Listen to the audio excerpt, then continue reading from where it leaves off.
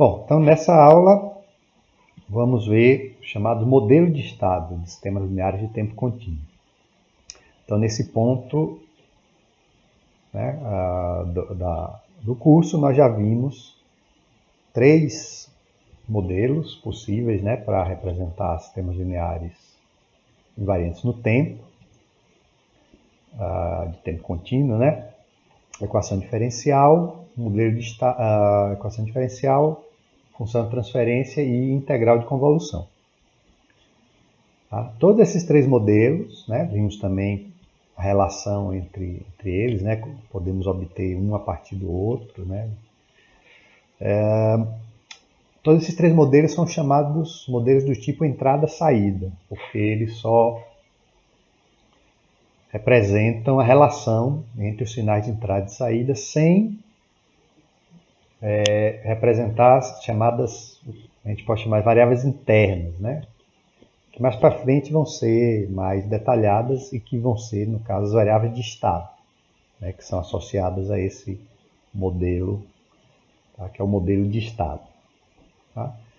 Então, a aula vai ter essas duas partes, né? Primeiro vamos analisar o conceito de estado, né? O que é, né, a definição, o que é o estado de um sistema, e depois nós vamos ver como é o modelo, né, de estado para sistemas lineares invariantes no tempo. Bom, então aqui tem a definição de estado bem geral, né? Então, estado de um sistema dinâmico num instante t0, tá? Então, o estado definido em um instante específico t0. É a informação em T0, então também está bem genérico, né? Informação, o que seria isso, né? Então a informação em T0 que, junto com o conhecimento do sinal de entrada, que vai ser aplicado a partir de T0, determina de forma única a resposta a partir do instante T0, certo? Então, fazendo uma recordação, né? Trazendo uma recordação do que nós vimos em outras aulas. Quando a gente quer, até agora, quando a gente queria calcular uma resposta a partir do instante inicial, usando ou função de transferência ou integral de convolução, a gente partia né, da hipótese de que eu só precisava conhecer a entrada, né? Que ia ser aplicada. Nenhuma outra informação. Tá? Mas para isso, para eu poder calcular a resposta dessa forma, a gente teve que supor que o sistema estava relaxado no instante inicial T0. Certo? Então, essa definição de estado traz outro elemento, né? Traz uma informação extra, né? Além do sinal de entrada que vai ser aplicado, uma informação nesse instante inicial que nos permite calcular a resposta, certo? Então, isso a gente chama de estado, né? Então, esse conceito é conceito do que a gente precisa conhecer no instante inicial para poder calcular a resposta, certo? Além, claro, do sinal de entrada. Então, vamos ver aqui um exemplo simples, né? Então, nesse exemplo, tá? Eu vou partir da integral de convolução, que foi o primeiro modelo, foi o modelo que nós deduzimos em outra aula. Então, para a gente poder calcular, né, a resposta, nessas aulas anteriores, a gente tinha que supor que o sistema era relaxado no instante inicial, porque senão a gente teria que conhecer as entradas passadas, né? O sinal de entrada que foi aplicado no passado. Então, a gente vai ver como a gente pode fazer uma mágica, entre aspas, né? Para conseguir calcular a resposta, mesmo não conhecendo, né, o sinal que foi aplicado no passado. Certo? Então, esse desenvolvimento que eu vou fazer, né, nesse exemplo, não é a forma que a gente vai usar mais para frente para calcular a resposta, nem para obter o modelo, tá? Então, isso aqui é um exemplo para a gente ilustrar, né, essa noção de estado e como essa noção substitui, entre aspas, a necessidade de conhecer os sinais, o sinal aplicado no passado, né? Desde menos infinito, tá certo? Então, isso aqui é um desenvolvimento mais conceitual, tá? Em outras aulas a gente vai ver como seria o desenvolvimento operacional, né? Calcular a resposta, tudo isso a gente vai ver depois. Isso aqui é mais para a gente ilustrar o conceito. Então, tem esse circuito elétrico, né? Circuito RLC série, e aqui tem a equação diferencial que representa esse circuito. O sinal de entrada é a tensão na fonte de tensão e o sinal de saída é a tensão no capacitor. Então fica aí como exercício para casa você deduzir aqui essa equação diferencial, bem fácil, né? E também fica como exercício para casa deduzir a resposta ao impulso, tá? Desse sistema, que é essa daqui, certo? Muito bem. Então, uma vez tendo aqui a resposta ao impulso, se o sistema for relaxado no instante inicial, como o sistema aqui é invariante no tempo, a gente pode sempre, sem perda de generalidade, considerar que o instante inicial é zero. Tá? Então, aqui a gente pode calcular a resposta dessa forma, pela convolução da resposta ao impulso com o sinal de entrada, né? Mas se o sistema, né, não for relaxado T0, eu tenho que fazer essa integral desde menos infinito. Tá? Então, quando nós deduzimos essa expressão, nós fizemos essa hipótese. Né? Começamos aqui com a integral de menos infinito até t, depois fizemos a hipótese que o sistema era relaxado em t igual a zero, e aí a gente chegou nessa expressão que a gente usou em exercício e tal. Certo? Então, se o sistema não for relaxado em T0, a gente teria que fazer essa integral desde menos infinito, o que implicaria conhecer o U de T desde a origem dos tempos, né? Bom, mas vamos ver aqui. Então, vamos pegar essa integral desde menos infinito e vamos dividir em duas.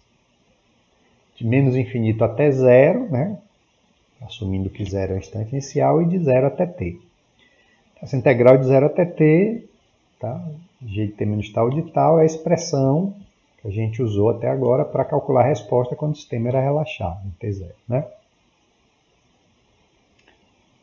Mas para calcular a resposta sem o sistema estar relaxado em T0, eu teria que calcular essa integral aqui, que tem a ver com o passado, né? Com as entradas passadas. Muito bem, essa integral aqui, de menos infinito até zero, eu vou chamar de I1. Tá? E aí eu vou desenvolver. Então, substituir aqui, né, a expressão do G de T. Tá? A expressão do G de T, que é essa daqui. Certo?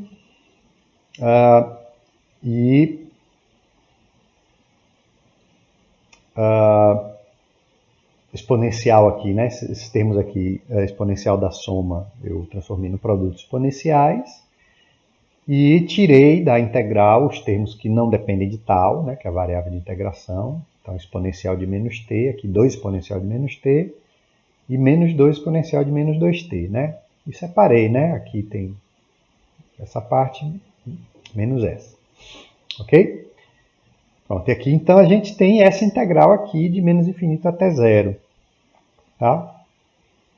Quando, eventualmente, se eu conseguisse resolver, né? Seria a integral definida, seria um valor. Então, eu estou chamando essa integral, associada ao passado, essa daqui de C1 e essa daqui de C2. Certo? Então, se eu conhecer C1 e C2, se eu conseguir calcular, eu consigo resolver a integral. Certo? Muito bem. Então, eu repeti aqui, né, a expressão.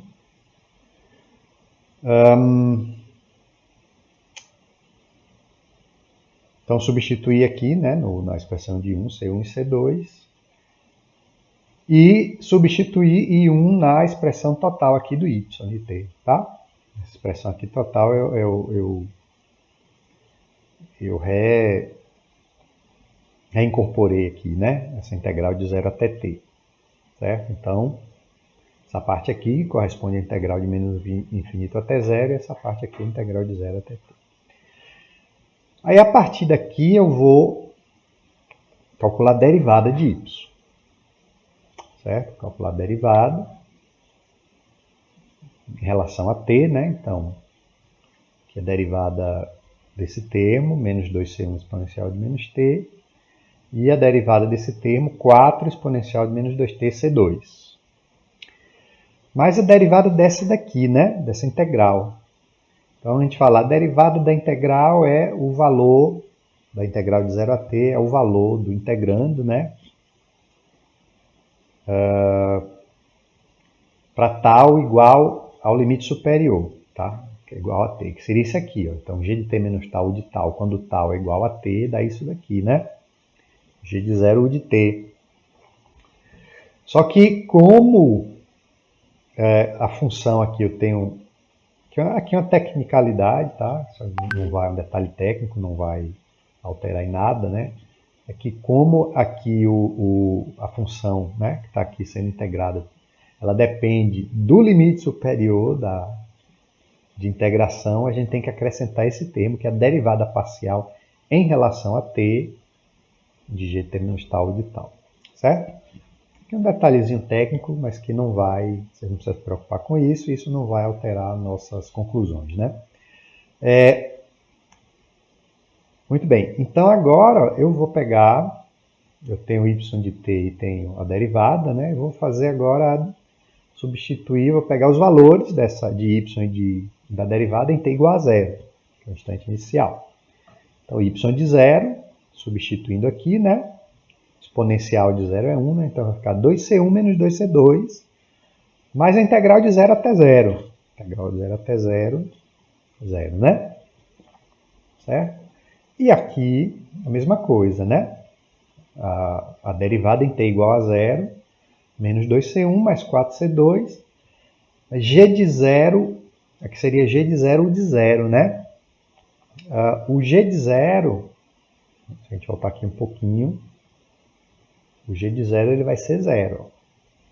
Se eu substituir aqui, ó, t igual a 0, vai ficar 2 menos 2. Vai ficar 0, então esse termo aqui dá 0, e aqui vai ficar a integral de 0 até 0 também. Então, vou ficar só com isso daqui, certo? Então, ao fazer isso daqui, né, eu cheguei ao quê? A um sistema de equações lineares, com duas equações de duas incógnitas.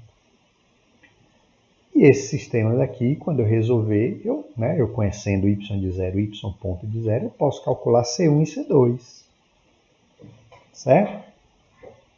É possível determinar C1 e C2. E se eu posso determinar C1 e C2, eu posso determinar essas integrais de menos infinito até zero. E se eu posso determinar essas integrais, eu posso calcular o yt completo. Tá certo? C1 e C2, conheço o de t, a partir de t igual a zero, eu calculo o y de t. Então,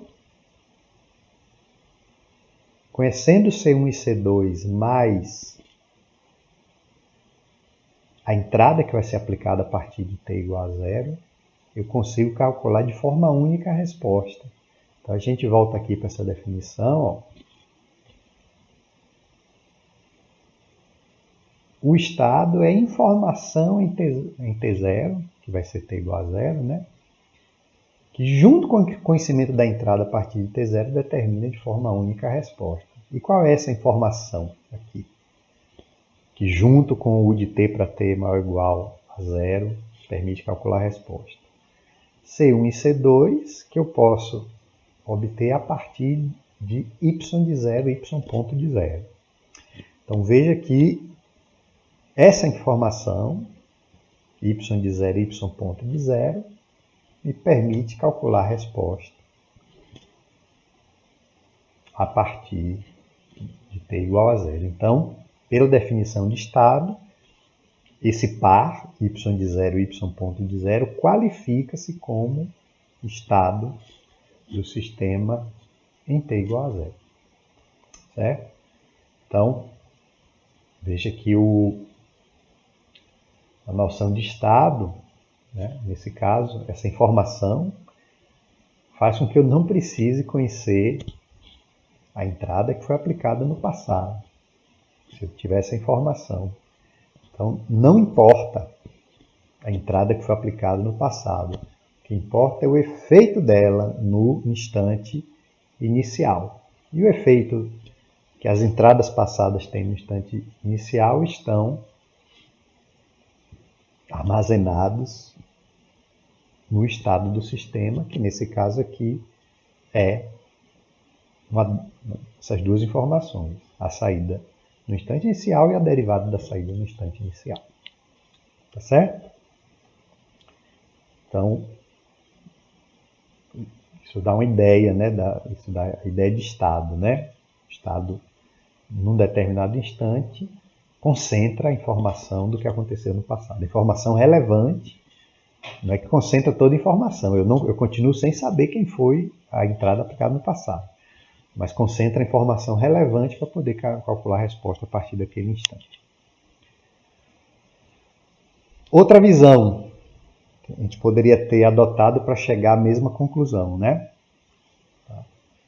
Então, essa primeira interpretação, a gente partiu da integral de convolução e a gente fez a ligação com o efeito das entradas passadas no instante inicial. Mas aqui eu podia fazer essa análise puramente matemática. Essa aqui é a EDO, que representa o sistema. Ela representa o sistema, então ela nos permite calcular a resposta do sistema. O que é que eu preciso para calcular a resposta do sistema, para resolver a EDO? Preciso, a partir de um instante t igual a zero, por exemplo. Preciso conhecer a entrada, onde t, e preciso conhecer, a gente chama de condições iniciais, ou condições de contorno, né, da EDO. E para um EDO linear, ordinário, né, um EDO linear como essa daqui, quais são as condições de contorno em t igual a zero? Ou as condições iniciais, o que é que eu preciso conhecer? Y de zero, y ponto de zero. Nesse caso aqui, que é um sistema de segunda ordem. Preciso de informação de y de zero e da primeira derivada em t igual a zero. Então, mesma conclusão. A informação em t igual a zero, que junto com o conhecimento de u de t a partir daquele instante, permite calcular a resposta. Então, com esse raciocínio, a gente conclui também que y de zero e y ponto de zero qualifica-se como estado. Tá certo? Muito bem, então, vimos de dois pontos de vista, né? E por esses dois pontos de vista, a gente concluiu que o y e o y ponto em t igual a zero qualificam como estado do sistema, né? Nesse exemplo. É a única escolha possível? É a única escolha possível, é o único par de informações que permite calcular a resposta. Então, antes de explorar a resposta, até matematicamente, a gente já pode dizer que não. Não é a única informação, né? Vamos pensar matematicamente. Assim. Digamos, eu não conheço y de zero e y ponto de zero. Certo? Mas eu tenho duas combinações lineares, linearmente independentes, de y de zero e y ponto de zero. Duas novas informações, vou chamar, sei lá, de B1 e B2. B1 é uma combinação de y0 e y ponto de zero e B2 é outra combinação. Então, se eu conheço essa combinação, B1 e B2, eu posso obter y de zero e y ponto de zero. Então, qualquer combinação linear, né? Precisa de duas combinações lineares. Quaisquer duas combinações lineares que eu fizer de y ponto de zero vai me gerar uma informação suficiente para poder calcular a resposta, junto com o conhecimento da entrada. Então, qualquer combinação linear dessas duas variáveis quaisquer duas combinações lineares, né? LI, claro, né? Tem que dar valores diferentes. Também vão se qualificar como o estado do sistema, tá? Então, até matematicamente, a gente já percebe isso. Então, aqui, né? Vamos pensar agora em termos de circuito, né? Desse exemplo aqui, que é um circuito elétrico. Em termos de circuito, vamos usar alguns elementos da teoria de circuitos, né? Então, quando a gente estuda a teoria de circuitos, né, RLC, né, a gente quer calcular a resposta, né, vamos resolver o circuito, né, calcular a resposta do circuito, resolver o circuito. Então, o que é que a gente precisa conhecer, né, no instante inicial para resolver, entre aspas, o circuito? A gente precisa conhecer as tensões iniciais nos capacitores e as correntes iniciais nos indutores. Certo? Essa é o que diz a teoria de circuito. Então, a corrente inicial no indutor e a tensão inicial no capacitor também se qualificam como, né, esse par se qualifica como estado do sistema no instante t igual a zero. Certo? Então, por essa análise física. E por que isso, né? Por que isso? O que é que isso tem a ver com a outra discussão que a gente teve até agora? Então, o que é que representa? Por que tensão inicial no capacitor, corrente inicial no indutor? Porque são as variáveis que determinam a energia armazenada no circuito. A energia armazenada no circuito energia armazenada no capacitor é função da tensão no capacitor. A energia armazenada no indutor é função da corrente no indutor. Certo? Então, do ponto de vista físico, o que é que está dizendo? O que é o estado nesse caso, né? É uma informação sobre a energia inicial armazenada no circuito. Tá? Então, está dizendo que a resposta a partir daquele instante vai ser diferente se o sistema tiver energia armazenada ou não. E vai ser diferente a depender da quantidade de energia armazenada. Se tem mais energia armazenada no capacitor, mais energia armazenada no indutor. E essa energia armazenada, a gente pode, ela é determinada pela tensão do capacitor e pela corrente no indutor. Certo? Então, que outra interpretação de estado. Certo? Outra interpretação de estado como informação sobre a energia armazenada no sistema. Se fosse um sistema mecânico, quais seriam as variáveis de estado fisicamente, com significado físico? Né? Sistema mecânico, vamos pensar no sistema mecânico simples, um sistema massa, mola, amortecedor. Uma massa em movimento ligada a uma mola. Então você tem uma energia potencial, tá? Se a mola estiver comprimida ou tem energia potencial, e essa energia potencial da mola é dada pela posição da massa que está ligada a essa mola. Tá? Se ela está mais comprimida ou menos comprimida. Posição. E a gente tem a energia cinética, que está associada à velocidade da massa em movimento.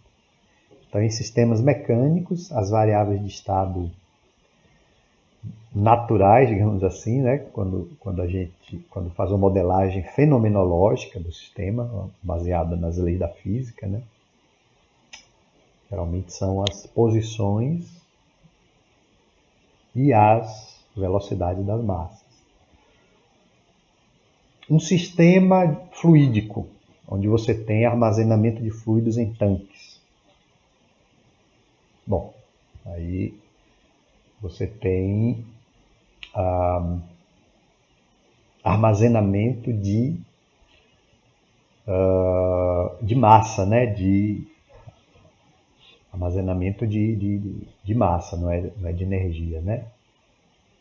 Claro que você pode associar o líquido, né? A massa de um líquido no tanque com energia potencial também.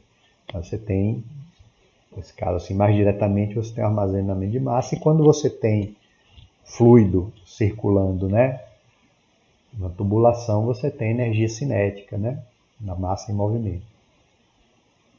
Então, qualquer tipo de sistema você pode interpretar o estado inicial em termos da energia ou da massa armazenada. Certo? Então veja que é uma interpretação diferente daquela. Ah, mas e como é que eu posso ligar isso aí com aquela coisa da entrada aplicada desde menos infinito? A mesma coisa, né? No desenvolvimento que a gente fez há pouco, a gente não precisou conhecer a entrada aplicada desde menos infinito, mas o efeito que ela teve. Né? Como o sistema, né, entrada que foi aplicada, a gente não vai saber. Mas o efeito das entradas passadas, ele está concentrado onde? Está concentrado no estado inicial, na energia inicial armazenada no sistema, na massa armazenada no sistema. Tá certo? Então, acho que a gente explorou aí diversas interpretações do estado do sistema. Bom, então esse é o conceito de estado e como é o modelo de estado, tá? Como são as equações matemáticas, a representação matemática. Eu vou obter uma representação matemática aqui partindo da EDO. Tá? Então a gente viu que a partir dessa EDO é o mesmo exemplo ainda, né? Que y de 0 e y ponto de 0 se qualificam como estado do sistema. Então eu vou definir x1 e x2, que são as variáveis que nós vamos chamar de variáveis de estado. Então x1 vai ser y e x2 vai ser y ponto. Certo? Aí como quem não quer nada, eu derivo essas duas equações. Tá? Então x1 ponto, a derivada de x1 é y ponto, só que y ponto eu defini aqui como x2. Certo? E x2 ponto é y2 ponto. E y2 ponto eu tiro aqui da equação, ó, diferencial. Menos 3y ponto menos 2y mais 2u. Aí o y ponto eu substituo por x2 e o y eu substituo por x1. E fico com esse par de equações, essas duas equações, que são o quê, né? São equações diferenciais de primeira ordem, porque a gente só vai até a derivada primeira, mas é um sistema de equações diferenciais de primeira ordem. Por quê? Né? Porque essas duas equações diferenciais são acopladas. Eu não posso resolvê-las separadamente. X1 ponto depende de x2. E x2 ponto, né? x2 também aqui ela entra na equação de baixo. Esse é um sistema de equações diferenciais lineares de primeira ordem. Então, qual é a forma, né, da equação de estado? É a forma de uma combinação, né? São equações em que as primeiras derivadas das variáveis de estado são escritas como combinações lineares delas mesmas, das variáveis de estado e da entrada u. E a gente precisa também representar a saída, né? Tá? Então a saída aqui foi definida como x1, né? Certo? Então, na verdade, a gente tem dois conjuntos de equações, né? As equações do estado e a equação de saída. Certo? E, pelo fato de ser formada por uma combinação linear, né, dos estados, ela pode ser escrita na forma matricial. As equações de estado e as equações de saída. Né? Então, vocês podem verificar aqui, arranjando, né? Arrumando aqui as duas equações, eu posso escrevê-las aqui nessa forma matricial. Certo? Tá? Então, aqui eu tenho um vetor de derivadas das variáveis de estado, x ponto, uma matriz quadrada, que eu chamo de ax mais bu, y, né, que é a saída, cx. Tá? Então, a forma geral é essa daqui, né? Então, na equação de saída tem mais um termo, du, né? Que não apareceu no exemplo, quer dizer que d igual a zero. Mas essa é a forma geral, modelo de estado de um sistema linear invariante no tempo de tempo contínuo. X ponto igual a x mais bu, y igual a cx mais du. X, u e y podem ser vetores, né? X em geral deve ser um vetor, a não ser que seja um sistema de primeira ordem, mas o y também. Isso significa que essa representação ela é geral para qualquer número de entradas e para qualquer número de saídas, diferentemente das representações que nós vimos até agora, da EDO, convolução e transferência. Até agora nós vimos apenas para sistemas monovariáveis, com uma entrada e uma saída. Essa daqui tem a mesma forma, a representação, se o sistema tiver uma entrada e uma saída, ou tiver 10 entradas e 20 saídas. A representação compacta na forma matricial é essa. E aí, claro que, dependendo dos tamanhos aí dos vetores, as dimensões dessas matrizes tá, vão ficar de acordo, né, com as dimensões. Aqui está as dimensões, A é uma matriz quadrada, B é N por M, sendo M o número de entradas, C é P por N, sendo P o número de saídas. Para sistemas monovariáveis, M igual a 1, P igual a 1, então B vai ser uma matriz coluna, com uma coluna só, né?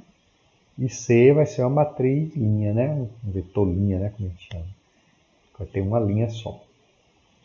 E D vai ser um escalar, no caso monovariável, né? Ok? Então, aqui, né? A gente obteve o modelo de estado a partir da EDO. Então, vamos pegar agora, né, na EDO, a partir da EDO, as variáveis de estado eram y de 0, né, em t igual a 0, y de 0, y ponto de 0. Agora vamos fazer essa análise do ponto de vista do circuito, né? Do ponto de vista do circuito. Então, do ponto de vista do circuito, as variáveis de estado naturais, digamos assim, são as correntes nos indutores e as tensões nos capacitores. Então, vamos escolher aqui como variável de estado, ó, x1 e x2. x1 vai ser a corrente no indutor. Ó, aqui é um RLC sério que tem uma malha só, né? Então, a corrente, o indutor é a corrente de todos os componentes. E x2 é a tensão no capacitor, que é também a variável de saída y. Tá certo? E aqui a gente vai usar a lei das malhas. Ó. Então, soma das tensões na malha igual a 0. Ou, né? Então, menos U, né? Se eu começar daqui, né? Menos U, e for aqui no sentido horário, menos U mais tensão no resistor, resistência vezes a corrente, 3 vezes IL, só que IL é X1, mais tensão no indutor L, DI, DT, não é isso? A indutância vezes a derivada da corrente. A indutância é 1 e a corrente é o X1. A derivada de X1 é o X1 ponto. Certo? Mais a tensão no capacitor. A tensão no capacitor é a própria variável X2. Certo? Então, menos U, mas essa soma é igual a 0, então U igual a soma dessas três tensões. Tá? Então, veja aqui, ó, X1 ponto como a combinação linear de X1, X2 e U. Bom, mas a gente precisa de uma equação para X2 ponto, né? Então, como a gente já, esse circuito só tem uma malha, não tem outra equação para tirar, não tem nenhum nó para tirar, né, da equação, a gente precisa equacionar todas as relações de tensão corrente de todos os elementos, né? As relações de tensão corrente de todos os elementos. A gente já usou a relação tensão corrente da resistência, R vezes I, da indutância, mas a gente não usou a do capacitor, né? E qual é a relação tensão corrente no capacitor? I igual a CdV dt. Então, corrente igual a capacitância vezes a derivada da tensão. Então, a corrente é o próprio IL, que é o próprio X1. Igual a C, a capacitância 0,5, derivada da tensão, que é X2. X2 pontos, 0,5, X2 pontos. Certo? Então, a gente tem a equação de X2 pontos. Então, a gente precisa só rearranjar para escrever na forma matricial, a gente vai ter a equação de estado. E a variável de saída, que é o próprio X2, né? Então, escrevendo aqui na forma matricial, certo? x1 ponto vai ser menos 3x1 menos x2 mais 1. x2 ponto vai ser 2x1. E y vai ser 1x2. Tá? Então veja aqui ó, que essa representação, as matrizes A, B e C, elas são diferentes das matrizes A, B e C que foram obtidas quando as variáveis de estado eram y0 e y ponto de zero. Certo? Então isso indica o quê? Que o modelo de estado de um sistema não é único. Não é único, ele depende da escolha das variáveis de estado. Então isso agora muda, né, um pouco em relação aos 3 modelos que nós vimos antes. Equação diferencial, convolução e função de transferência. Os modelos para um determinado sistema eram únicos, né? A função de transferência era uma só, a resposta ao impulso era uma só, a EDO era uma só. Por quê, né? Porque nessas 3 representações a gente não representava as variáveis internas, as variáveis que representam a energia armazenada no sistema, a massa armazenada no sistema, certo? E essas variáveis internas são as variáveis de estado, tá? Então, por que as representações aqui podem ser diferentes? Porque nós temos uma escolha infinita das variáveis de estado, tá? Então, eu posso escolher, nesse exemplo, tensão do capacitor, corrente no indutor, eu posso escolher y0 e y ponto de zero, ou eu posso escolher combinações lineares dessas variáveis. Então, eu posso escolher diferentes conjuntos de variáveis de estado. E cada conjunto diferente desse que eu escolher, eu vou ter uma representação de estado diferente. Tá? Isso é ruim? Poxa, eu tenho infinitas maneiras de escrever, né, o modelo de estado. Isso é ruim? Assim, é ruim porque, poxa, tem várias, né, não tem uma coisa bem definida, tal, ali fixa. Mas, na verdade, isso é bom, porque essa representação ela é muito mais rica, tá? E o fato de você ter várias formas de representar vai lhe permitir escolher uma forma mais conveniente.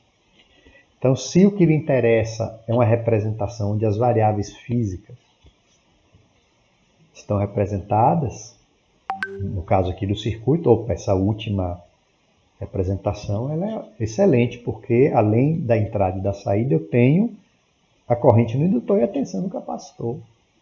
Eu tenho essa informação de todas essas variáveis, certo? Mas se, não, isso aqui não é tão relevante para mim, mas eu quero que isso aqui esteja escrito, essas matrizes estejam numa forma, a matriz A na forma diagonal. Forma diagonal, porque a gente vai ver, isso permite analisar mais facilmente o sistema. Opa, então eu vou mexer aqui, mudar as variáveis para estar na forma diagonal. As outras representações eu não tenho esse poder, né? Certo? Então, é isso nessa aula, né, que eu queria falar. Então, nas próximas aulas, a gente vai partir desse modelo e vai explorar esse modelo. Então, na aula que vem logo a seguir, a gente vai explorar a relação desse modelo com os modelos anteriores, né? E mais especificamente com as funções de transferência, né? Já que os outros dois modelos são facilmente obteníveis a partir da função de transferência. Então a gente vai ver a relação desse modelo com a função de transferência. Então é isso, obrigado pela atenção e até a próxima.